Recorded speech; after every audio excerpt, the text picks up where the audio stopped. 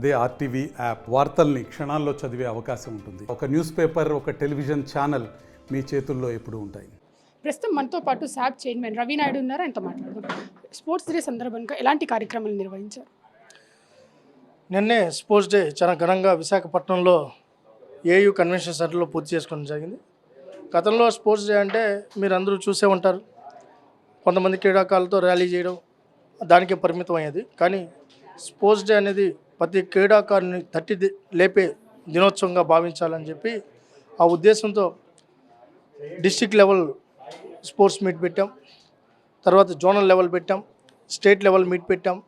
ఈ ఆగస్టు నెలంతా అన్ని చోట్ల స్పోర్ట్స్ కల్చర్ని బిల్డ్ చేసాం. ఆగస్ట్ నెలని స్పోర్ట్స్ నెలలాగా మార్చాం.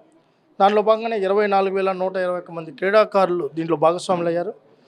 480 మంది పైన క్రీడాకారులు మెడల్ సాధించారు. వాళ్ళందరికీ కూడా 33 లక్షల రూపాయలు ఏదో మెడల్స్ ఇచ్చి ఆపడం కాకుండా నగదు ప్రోత్సాహాలు కూడా నిన్న ఇవ్వడం జరిగింది.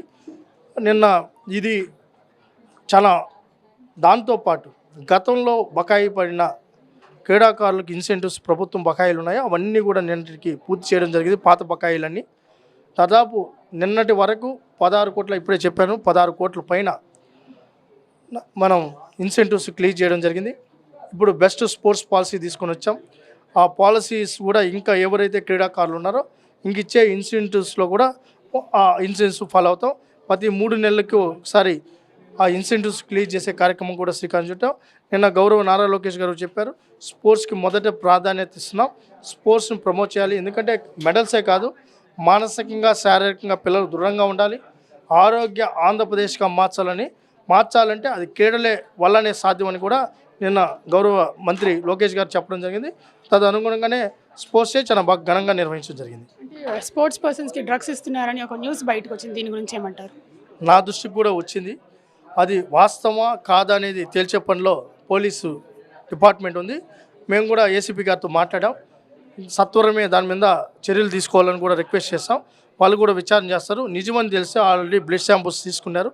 నిజమని తెలిస్తే మటుకు దాని వెనకనున్న ఎవరినైనా వదిలిపెట్టాం, కటకటాలు పాలు చేస్తాం. ఆడుదాం ఆంధ్రాలో చాలా స్కామ్ జరిగిందని మీరు పదే అంటున్నారు, కానీ ఇప్పటి వరకు ఇది కూడా చేయలేదు. దీని గురించి ఏమంటారు మీరు? ఏం చేయలేదు ఏంది అమ్మ, మేము వచ్చిన తర్వాత దాని మీద విజిలెన్స్ విచారణకు ఆదేశించడం జరిగింది. ఇది ఒక లేయర్లో జరిగిన అవినీతి కాదు. మీకు ఒక స్కామ్ గురించి చెప్పాలంటే, స్కామ్ ఒక డిపార్ట్మెంట్కి పరిమితం అయితే వెంటనే విచారణ పూర్తయిపోయి రిపోర్ట్ ఇచ్చేయచ్చు.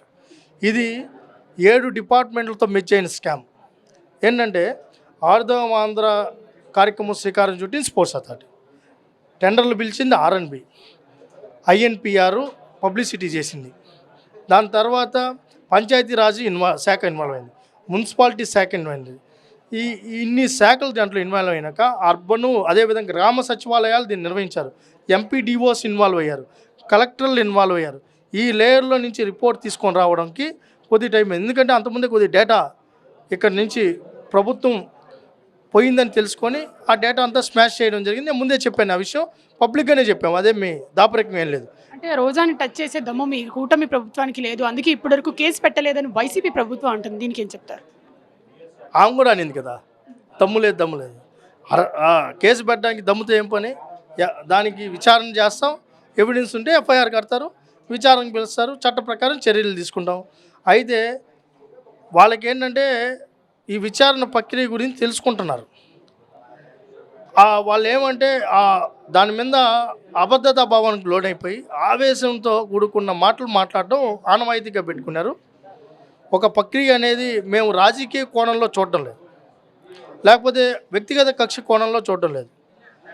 పేద క్రీడాకారులకు అందాల్సిన డబ్బు వాళ్ళు దోచుకున్నారు, దాన్ని మేము చూస్తున్నాం తప్ప నిజంగా రాజకీయ కక్షతో చూసుకొని రాత్రి అరెస్ట్ చేయాలంటే మాకు పెద్ద విషయం కాదు. కానీ మేము ఆ కోణంలో లేము.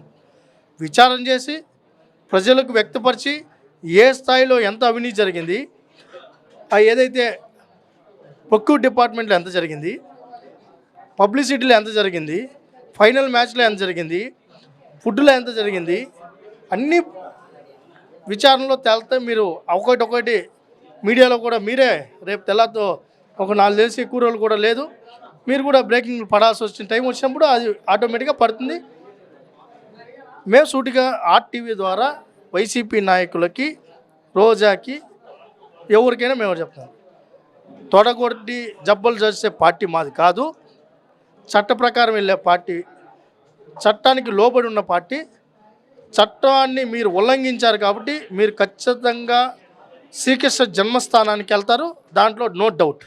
అంటే ఇప్పుడు ఆడుదాం ఆంధ్ర లాంటి వేరే స్కామ్స్ ఏమైనా జరిగినాయి ఆ స్పోర్ట్స్లో? ఒకవేళ జరిగి ఉంటే ఎలాంటి చర్యలు తీసుకోబోతున్నారు? అసలు స్పోర్ట్స్ అథారిటీ ఆడ పనిచేసింది మేడం, ఎక్కడ పనిచేసింది? -100 నుంచి లాపుతున్నాం. నేను వచ్చే టయానికి ఆఫీస్ కూడా లేదు. దీంట్లో నేను బాధ్యతలు తీసుకున్నా, దీనికి రంగు కూడా నేనే వేసుకున్నా. మీరు ఎప్పుడన్నా మన ఇక్కడ చాలామంది విలేకరులు ఉన్నారు, ఏ రోజైనా వచ్చి ఈ శాప ఆఫీస్లో ఒక 10 నిమిషాలు కూర్చొని పోయిన దాఖలాలు ఉన్నాయని చెప్తే నేను నోరే తెరవను. స్పోర్ట్స్ అనేది 4.5 సంవత్సరాలే. లాస్ట్ వచ్చారు, ఆ ఓట్లు పోతున్నాయి, యువతను ఓట్లు రాబట్టుకోవాలని చెప్పి ఆడుదాం అని తీసుకొని వచ్చారు. ఆ 119 కోట్ల 20 లక్షలు కేటాయించారు. దాంతోపాటు కలెక్టర్లు కొద్దిగా ఇచ్చారు. అంతా కలిపి ఒక 125 కోట్లు బొక్కారు.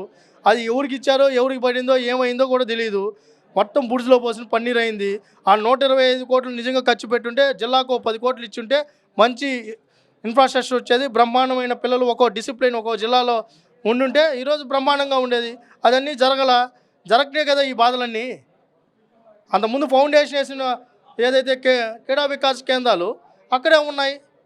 80% పూర్తయినాయి, 90% పూర్తయినాయి కూడా అక్కడే ఉన్నాయి కదా. అవన్నీ పూర్తి చేస్తుంటే మొన్న విజయనగరంకి వెళ్ళి వచ్చా, స్పోర్ట్స్ స్కూళ్ళు బ్రహ్మాండం కన్స్ట్రక్షన్ అయింది, దాన్ని వదిలేసినారు. ఇంకో 10 కోట్లు ఖర్చు పెట్టుంటే స్పోర్ట్స్ స్కూల్లో పిల్లలు విజయనగరంలో స్కూల్ ఉండేది లేదు. ఈ కృష్ణా జిల్లాలో చూడండి, ఈ ఇందిరాగాంధీ స్టేడియం పట్టించుకున్న ఈ పరిస్థితి వచ్చేది కాదు కదా. కాబట్టి స్పోర్ట్స్ గత 5 ఏళ్ళు లేదు మేడం. పాలసీయే లేకపోతే స్పోర్ట్స్ ఏముంది? చంద్రబాబు నాయుడు గారు ఇచ్చిన పాలసీని 22కి అయిపోయింది. ఆ 22 తర్వాత పాలసీయే పెట్టలేదు వాళ్ళు. ఇంక వాళ్ళు స్పోర్ట్స్ గురించి పట్టించుకున్నారు. స్పోర్ట్స్ అంటే వాళ్ళకి రాజకీయం అంటే క్రీడ. కెమెరామెన్ ప్రసాద్తో అథా మొహమ్మద్, ఆర్టీవీ, విజయవాడ.